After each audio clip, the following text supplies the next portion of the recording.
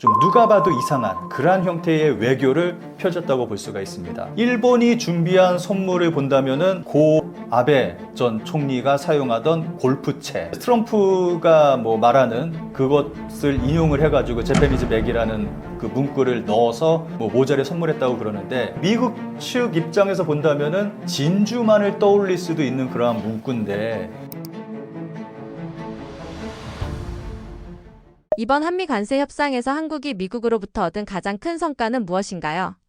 아무래도 미국이 3,500달러를 요구를 했는데, 여기서 뭐 전부 다 3,500달러를 현금으로 달라 처음에는 그렇게 얘기를 했잖아요. 근데 이 부분에서 우리가 이걸 현금으로 준 게 아니라 이제 이거는 이 3,500달러 중에서 이제 1,500달러는 마스가로 이제 갔단 말이죠. 이게 좀 굉장히 큰 성과라고 볼 수가 있고, 나머지 2,000달러도 전부 다 주는 게 아니라 이걸 또 할부로 쪼개서 이제 1년에 200달러 한도로 해서 뭐 이렇게 했다는 부분에서도 또 좋은 성과라고 이야기할 수가 있을 거라고 생각합니다. 여기서 또 가장 큰 성과라고 한다면은 아무래도 핵잠수함이죠. 갑자기 이재명 대통령 입에서 나온 핵잠 얘기가 그 다음날 트럼프 대통령이 오케이 사인이 나오면서, 이 부분은 뭐 나중에 좀 제가 말씀을 드리겠지만 이것 때문에 일본은 정말 난리가 났습니다. 아무래도 가장 큰 성과는 핵잠수함 이 부분이라고 생각을 합니다. 일본은 같은 시기에 훨씬 불리한 조건으로 협상을 마쳤다고 하는데 그 이유는 무엇인가요? 우선 뉴욕타임스가 한국이 일본보다 더 많은 양보 조건을 얻어냈다 뭐 이런 식으로 보도했을 정도로, 이거는 한국만의 평가가 아니라 다른 나라가 봤을 때도, 그리고 당사자인 미국이 봤을 때도 일본과 한국을 비교했을 때 한국이 더 좋은 조건을 얻어냈다라는 그러한 평가를 내리고 있을 정도니까, 아무래도 뭐 일본하고 한국하고 비교를 해본다면은 한국이 훨씬 더 유리한 조건 속에서 이제 그 관세 협상 뭐 여러 가지 이러한 이야기들이 오갔다고 이야기할 수가 있겠죠. 여기서 일본하고 한국하고 비교해 봤을 때 가장 큰 차이점이, 한국은 이제 상업적인 곳에 이제 주로 투자를 하게 되는 거고, 연간 200달러 한도 내에서 투자를 한다는 것, 그리고 200달러를 미리 지급하는 게 아니라 이게 사업의 진척에 따라서 공사대금을 지급하듯이 분산 투자한다 뭐 이렇게 좀 이야기가 됐고, 그리고 미국 상무장관이 위원장을 맡은 투자위원회가 주도하기는 하는데,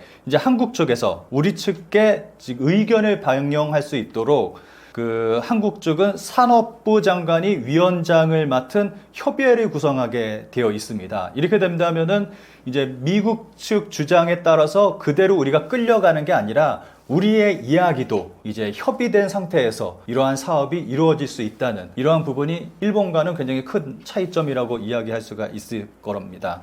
그리고 미국과 우리하고 협의를 했을 때 마땅한 투자처가 없으면은 이 돈은 이제 투자되지 않는 그러한 쪽으로 또 갈 수가 있어서, 이 200달러가 이제 10년 동안 투자되는 건데 이게 더 긴 기간 동안 투자가 될 수가 있습니다. 이거는 굉장히 좀 우리한테 굉장히 유리한 거죠. 또 하나 여기서 생각해 볼 수가 있는 게, 트럼프가 임기가 있잖아요. 이 임기 기간 안에 이게 이제 그 돈을 다 사용하지 않게 되는 거고, 기간이 더 길어지게 된다면 트럼프 이후에 이제 또 더 많은 금액을 우리가 더 축적할 수 있는, 세이브할 수 있는 그러한 기회가 생기는 거다 보니까, 일본과 우리의 가장 큰 차이점이라고 한다면은, 우리는 이제 우리의 돈을 우리의 어떤 의도, 우리가 원하는 대로 좀 우리의 의도가 좀 들어갈 수 있게끔 좀 그러한 안정장치가 여러 군데 좀 마련이 됐는데, 일본 같은 경우는 이제 그러한 안전장치가 전혀 없고 미국이 원하는 대로 돈을 사용을 하게 되는 부분이다 보니까 아무래도 이제 이러한 부분들이 가장 큰 차이점이죠. 이러한 것들 때문에 일본에서도 좀 이야기가 나오고 있습니다. 한국과 일본의 대미 투자 방식에는 어떤 차이가 있나요? 이거는 방금 말씀드렸듯이 투자 협약이 굉장히 좀 우리 쪽에 유리하게 좀 됐잖아요. 우리는 이제 여러 가지 안정장치가 굉장히 많이 마련이 돼서 좀 손해를 덜 보는, 어차피 이거 돈을 미국한테 뜯기는 거잖아요. 보면은 우리가 원해서, 일본이 원해서, 뭐 다른 나라들이 원해서 하는 게 아니라 이제 트럼프가 이렇게 해라라고 해서 어쩔 수 없이 돈이 뜯기는 상황인데 이 돈을 어떻게 하면 더 세이브할 수 있을까? 어떻게 하면 덜 뜯길까를 여러 나라들이 굉장히 고민을 했을 거란 말이죠. 근데 우리나라는 여기서 이제 굉장히 좋은 성과를 냈습니다. 그래서 덜 뜯기는 쪽으로, 좀 그러한 쪽으로 이제 우리가 좀 미국과 이야기가 나왔는데, 이제 일본은 이러한 부분에서 뭐 거의 이야기가 없이 바로 사인을 해버렸기 때문에 좀 이런 부분이 일본과 우리나라 가장 큰 차이점이라고 볼 수 있겠죠. 우린 협상이 왜 이 모양이냐는 일본 여론의 반응이 터져나온 이유는 무엇인가요? 이 부분은 뭐 일본에서 크게 나오지는 않았습니다. 우리는 왜 이렇게 협약이 이렇게 안 좋게 됐냐라는 부분에 대해서 이야기하는 거는 일본의 소수 좀 작은 언론, 진보 언론 쪽에서만 좀 이러한 이야기를 하고, 그리고 진보 지식인들만 좀 이러한 이야기를 하는 좀 그러한 경향이 있습니다. 일본의 기존 언론들, 그리고 일본의 그 보수 언론이라고 할 수 있는 그러한 커다란 언론들은 대부분 미일 협약에 대해서 굉장히 좋은 성과를 냈다라고 자화자찬하고 있습니다. 굉장히 크게 이 부분을 좀 보도를 하고 있거든요. 굉장히 성공적으로 잘 해냈다. 타카이치 총리가 잘 해냈다라고 좀 어떻게 말할까? 그러니까 언론을 이용을 해서 일본 정부가 이만큼의 성과를 냈다라고 이제 선전하듯이 뭐 그러한 보도가 쏟아져 나오고 있습니다. 그래서 뭐 일본 측에서는 굉장히 잘했다라는 이야기가 주로 나오고 있고, 일본 국민들도 다들 잘했다라고 생각을 하고 있습니다. 그렇게 뭐 언론이 나오니까 그렇게 믿고 있는 거겠죠. 여기서 또 자민당도 이제 잘했다라고 이야기를 하는데, 그 전에 이시바 정부가 이 부분에 대해서 이제 미국과 협약을 맺긴 했지만, 근데 이게 자민당이 또 한 거기 때문에 자민당에서 이 부분에 대해서 이제 우리는 좀 잘 못한 것 같아요, 이렇게 이야기를 하면 자기 부정이 되는 거잖아요. 그러니까 자민당부터가 이제 잘했다 이렇게 이야기를 하고 있고, 그 밑으로 이제 그 자민당을 좀 띄워주는 그런 언론들도 그대로 잘했다, 성공적이다, 그러한 이야기를 하고 있습니다. 게다가 현재 타카이치 사나에 총리의 지지율이 굉장히 높습니다. 정말 상상을 초월할 정도로 굉장히 높은 상태거든요. 그래서 뭐 이러한 분위기이다 보니까 일본 언론도 그렇고 일본 국민들도 그렇고 타카이치 총리가 뭐 잘하겠지라는 그런 기대감 속에서 굉장히 잘했다, 뭐 그러한 결론이 나오고 있어요. 지금 타카이치 총리니까, 믿고 있었던 사람이니까 라면서 굉장히 높은 지지율 속에서 그 결과도 좋았다, 뭐 그러한 이야기가 나오고 있습니다.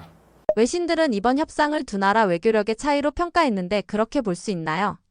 이 부분은 굉장히 차이가 크죠. 누가 봐도 한국과 일본은 외교력의 차이 굉장히 크게 났다고 볼 수가 있습니다. 우선 선물 쪽만 보더라도 정말 크게 차이가 납니다. 일본이 준비한 선물을 본다면은 고 아베 전 총리가 사용하던 골프채, 그리고 뭐 그 금 도박이 된 골프공, 그리고 뭐 일본 골퍼의 사인이 들어간 골프 가방, 그리고 재팬 어게인인가 라고 쓰여진 모자. 이게 재패니즈 백이군요. 이거 모자가, 이 재패니즈 백도 되게 좀 안 어울려요. 미국한테 재패니즈 백, 이거 뭐 이제 트럼프가 뭐 말하는 그것을 인용을 해가지고 재패니즈 백이라는 그 문구를 넣어서 뭐 모자를 선물했다고 그러는데, 이 모자를 준 것도 좀 그렇고 좀 빈약하잖아요, 선물 자체가. 그리고 재패니즈 백이 다르게 본다면은 좀 다른 쪽 의미로 해석할 수도 있습니다. 어떻게 보면 미국 측 입장에서 본다면은 진주만을 떠올릴 수도 있는 그러한 문구인데, 이러한 걸 줬다는 거는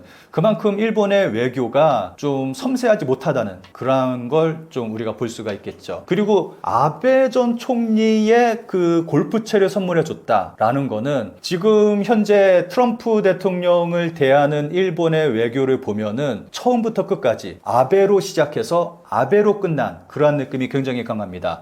그 일본 그 타카이치 사나이가 꾸린 그 타카이치 사나이의 그 내각을 보면은 전에 아베 때 사람들이 전부 다 다시 들어왔습니다. 그러면서 이번 협상 테이블에도 이제 아베 측 사람들이 쭉 앉게 된 거고, 이제 그거는 이제 트럼프를 의식을 해서 그 모든 것들을 이제 아베 중심으로 꾸린 거죠. 그 타카치 사나에가 새롭게 총리가 된 거잖아요. 그렇다면은 새로운 총리가 전면에 나서서 새로운 이야기를 꾸려 나가야 되는데, 그런데 새로운 총리가 한 발 뒤에 물러서 있고 그 전에 총리였던 아베를 전면에 내세워서 이제 아베 중심으로 외교를 펼친다? 이건 좀 이상한 거죠. 그리고 이 형태 자체도 굉장히 좀 외교력에 있어서 좀 뭔가 이상한, 좀 누가 봐도 이상한 그러한 형태의 외교를 펼쳤다고 볼 수가 있습니다. 그런데 반면에 한국에서 준 선물이 볼까요?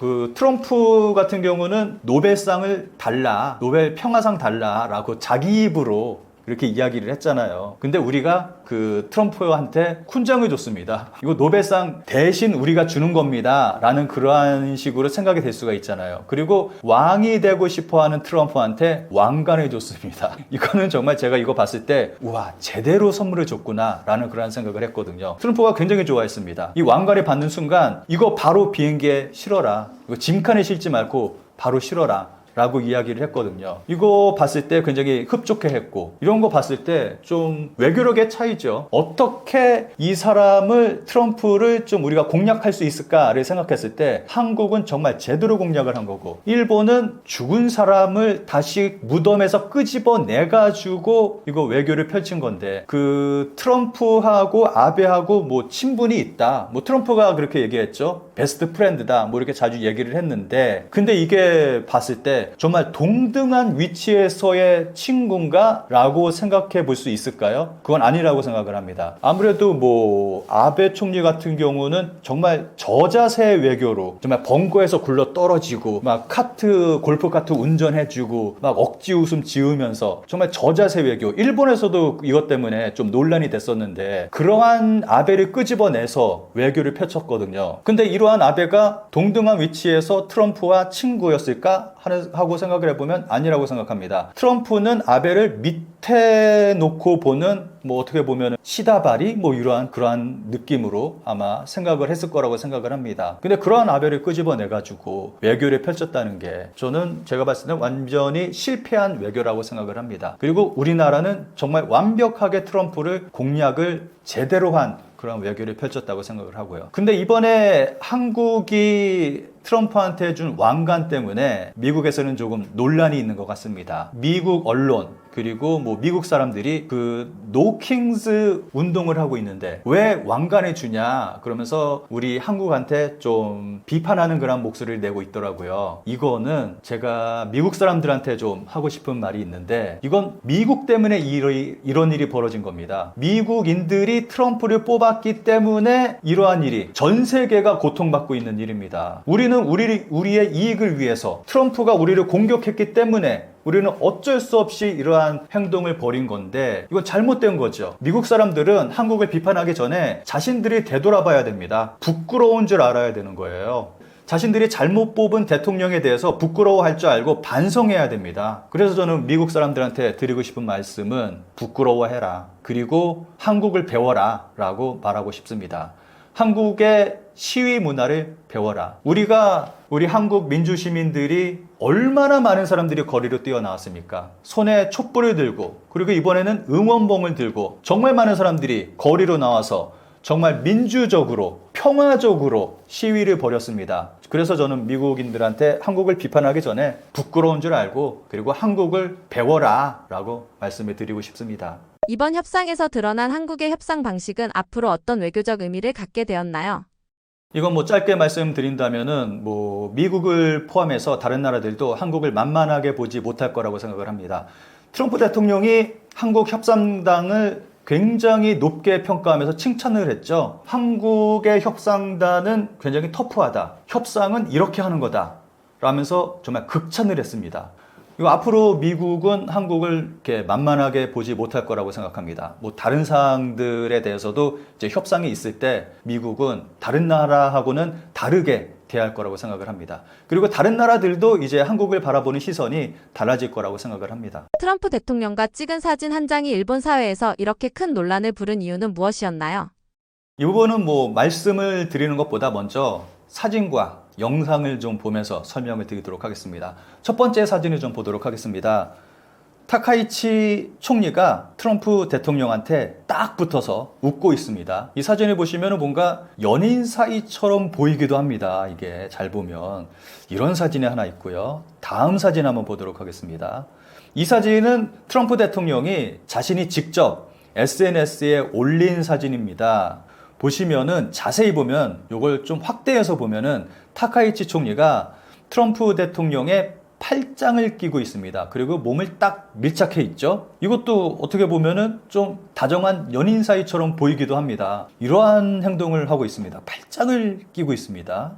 그 다음은 영상입니다. 트럼프 대통령이 타카이치 총리한테 말을 거니까 타카이치 총리가 웃으면서 어깨춤을 춥니다. 이 어깨춤을 추는 게 굉장히 즐거워하면서 소녀 같은 모습을 하면서 어깨춤을 추고 있습니다. 이러한 영상이 있고 다음 사진을 좀 보도록 하겠습니다. 타카이치 총리가 트럼프 대통령 품에 안겨 있습니다. 그리고 타카이치 총리의 표정을 보면 굉장히 수줍어하고 있다는 것을 알 수가 있습니다. 그리고 다음 영상을 좀 보도록 하겠습니다.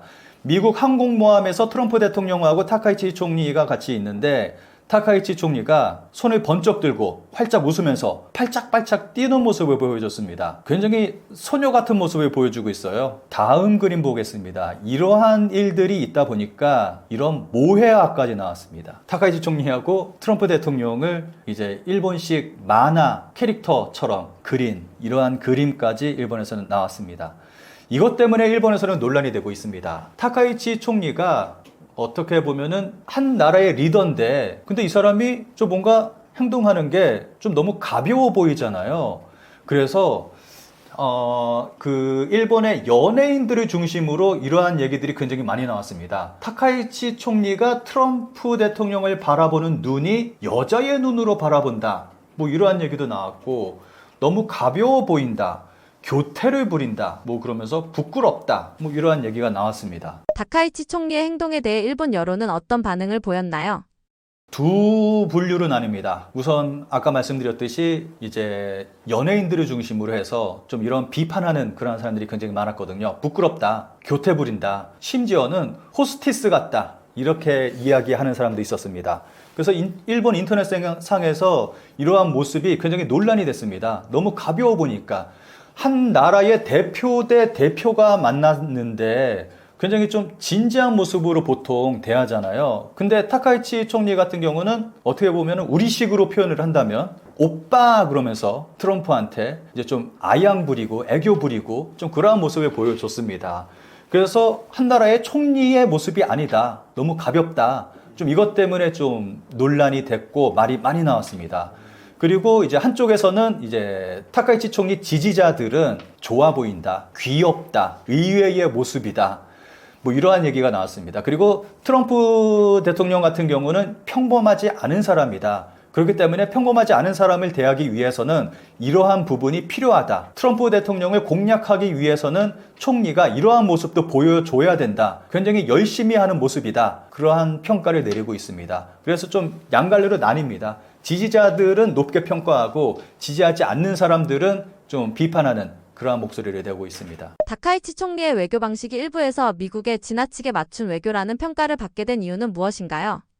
아무래도 이번에 일본의 외교를 본다면 아까 말씀드렸듯이 그 중심에는 아베 총리가 있었습니다. 타카이치 총리가 새롭게 총리가 됐다면은 타카이치 총리가 전면에 나서서 그 자기의 모습을 보여줘야 되는데 자기의 모습을 보여준 게 아니라 자기는 뒤로 가고 아베를 앞에 내세워서 아베 총리가 전면에 드러나는 그러한 외교를 펼쳐서 아무래도 좀 이상한 외교, 죽은 사람을 다시 무덤에서 끌어올려가지고 좀 외교를 펼친 그러한 부분이 있기 때문에 좀 누가 봐도 이상한 그러한 외교를 펼쳤다고 볼 수 있습니다. 아무래도 그러다 보니까 아베 총리가 굉장히 저자세 외교를 펼쳤잖아요. 그것 때문에 일본에서도 좀 말이 많았었는데 타카이치 총리도 똑같았습니다. 방금 보신 사진처럼 정말 타카이치 총리가 이제 자민당의 총재가 되고 총리 후보가 됐을 때 미국과의 그 관세 협상에서 이거는 잘못됐다. 다시 협상을 하겠다라고 굉장히 강하게 얘기를 했습니다. 그런데 뭐 정작 총리가 되고 트럼프 대통령을 만나고 나서 하는 행동을 보니까 이거는 뭐 강하게 이야기하는 게 아니라 소녀가 됐어요. 소녀가. 그래서 좀 저자세 외교, 알아서 기는 그러한 모습을 보여줬다고 볼 수 있는 거죠. 이번 논란이 일본 사회에서 여성 리더에 대한 보이지 않는 한계, 이른바 유리천장 논쟁으로 번진 이유는 무엇인가요? 요거는 아까 보신 그 사진하고 연관이 있습니다. 타카이치 총리가 일본 최초의 여성 총리인데 일본에서 이제 좀 기대하는 바가 많이 있었습니다. 여성 총리가 됐다 보니까 아무래도 한 장의 유리를 깨고 이제 한 걸음 위로 더 올라갔다. 보이지 않는 여성에 대한 유리천장이 깨졌다. 뭐 이러한 평가를 받았는데 이제 타카이치 총리가 이러한 모습을 보이니까 총리로서의 모습을 보인 게 아니라 이거는 여성의 모습을 보인 거다. 이거는 총리로서 제대로 된 모습을 보인 게 아니다. 그러면서 이제 논쟁이 붙었습니다. 아까 말씀드렸듯이 두 분류로 나눴다고 말씀을 드렸잖아요. 그러면서 이제 여자의 적은 여자다. 뭐 다카이치 총리가 이제 높은 자리에 올라간 게 부럽기 때문에 그것을 뭐 샘내는 여자들이 이런 것들을 공격하는 거다. 뭐 이러한 얘기를 하면서 이제 이러한 부분의 공격에 대해서 또 얘기를 하는 게 타카이치 총리가 깬 유리창을 이제 다시 유리창을 덧대버렸다. 뭐 이러한 얘기도 나오고 있고 그래서 이제 둘 사이에서 이제 젠더에 대한 문제의 논쟁으로 좀 번지는 그러한 일도 있었습니다. 그러니까 근본적인 문제는 타카이치 총리의 행동에서 비롯된 거죠. 그리고 타카이치 총리 같은 경우는 애초에 여성의 인권에 대해서 전혀 관심이 없는 사람입니다. 일본에는 부부동성을 사용을 하고 있는데 부부동성을 굉장히 적극적으로 좀 지지하는 사람이 타카이치 총리거든요. 그 이유가 부부동성은 일본의 전통이다. 그렇기 때문에 부부동성을 이걸 부부별성으로 바꾸면 안 된다라고 주장을 하고 있습니다. 그런데 부부동성은 엄밀히 얘기한다면 일본의 전통이 아니에요. 메이지 유신 때 일본 메이지 정부가 서양의 문물을 정말 무분별하게 그대로 다 받아들였습니다. 그 중에 하나가 부부동성입니다. 그때 메이지 유신 당시에 부부동성이 일본에 들어오게 됐습니다. 그런데 그 서양 같은 경우는 부부동성이 일종의 관습, 전통, 그 정도로 볼 수가 있는데 일본 같은 경우는 부부동성을 법률로 정해버렸습니다. 그래서 부부동성을 법률로 정한 유일한 나라가 일본입니다. 그래서 굉장히 기형적인 모습으로 부부동성을 지금 사용을 하고 있고 이것 때문에 일본에서는 말이 많은데 부작용이 굉장히 많습니다. 그런데 타카이치 총리는 이 부부동성을 일본의 전통이기 때문에 이어나가야 된다. 뭐 그러한 이야기를 하고 있습니다. 그래서 뭐 애초에 타카이치 총리는 뭐 일본 여성의 인권 이런 거는 전혀 관심이 없는 사람이에요. 오히려 일본 여성 인권을 등외시하는 그러한 인물이기 때문에 뭐 이러한 부분에 있어서 뭐 유리천장 이거하고는 전혀 관련이 없는 그러한 인물이라고 말할 수가 있는 거죠. 논란 이후에도 일본 내일부에서는 다카이치 총리의 행보를 긍정적으로 평가했다고 하는데 어떤 이유에서였나요? 아무래도 일본 내에서 타카이치 총리를 지지하는 그러한 분위기가 굉장히 높습니다. 기존 언론들은 타카이치 총리 굉장히 좀 뭐랄까 아까 말씀드렸듯이 선전해 주듯이 굉장히 긍정적으로 이거는 이시바 총리하고 굉장히 좀 차이가 나는데 이시바 총리 같은 경우는 총리가 되기 전에는 그 일본 국민들의 지지가 굉장히 높았습니다. 그런데 정작 총리가 되고 나니까 지지율이 30%대로 바닥을 치고 그리고 그 총리에 대한 평가도 굉장히 좋지 않고 그렇게 물러났는데 타카이치 총리는 총리가 되기 전에는 굉장히 좀 논란이 많았는데 정작 총리가 되니까 지금 지지율이 80%가 넘습니다. 이거는 정말 일본 정말 역대 지지율을 기록할 정도로 높은 지지율이거든요. 아무래도 타카이치 총리 같은 경우는 지지율이 높아서 이번에 좀 처음으로 외교 무대에 섰는데 이 부분도 굉장히 긍정적인 평가를 받고 있다고 생각합니다. 혐한의 나라 일본이라는 책을 한국과 일본에서 출판을 했고 유튜브 채널 신작가 채널을 운영하고 있는 신작가라고 합니다. 반갑습니다. 오늘은 아무래도 그 군사적인 부분에서 좀 길게 말씀을 드린 것 같습니다. 그런데 우리가 좀 일본의 움직임을 좀 잘 관찰해야 된다고 생각을 합니다. 아까 말씀드렸듯이 타카이치 총리 같은 경우는 개헌파입니다. 그리고 자민당과 지금 그 연정을 맺고 있는 당이 일본 유신의 그리고 일본 유신회가 가장 밀고 있는 게 개원입니다. 그 개원이라는 게 뭡니까? 전쟁으로 가겠다는 겁니다. 일본이 군대를 가질 수 있는 나라가 되겠다. 이제 전쟁을 할 수 있는 나라가 되겠다라는 거잖아요. 그렇기 때문에 지금 벌어지는 현 상황에서 우리는 일본이 어떻게 행동을 하는지, 일본 정치권이 어떠한 일을 하는지 주의 깊게 살펴볼 필요가 있다고 생각을 합니다.